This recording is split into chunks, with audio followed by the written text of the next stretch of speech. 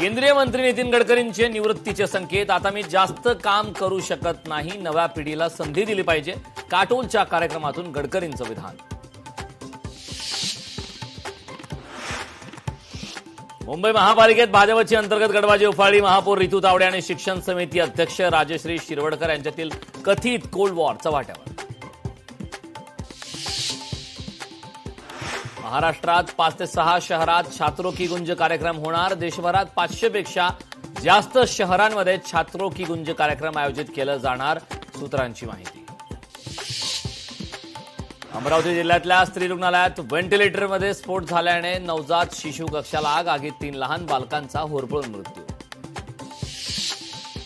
अमरावती दुर्घटनेतील मृतांच्या कुटुंबियांना राज्य सरकारकडून 5 लाख रुपये आर्थिक मदत जाहीर करत मुख्यमंत्री फडणवीसांकडून या प्रकरणी उच्चस्तरीय चौकशीचे आदेश जाहीर.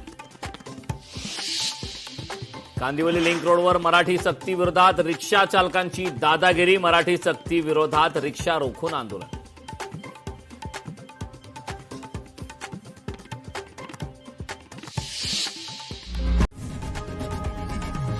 लोकशाही मराठी ऐका, पहा, जागरूक रहा.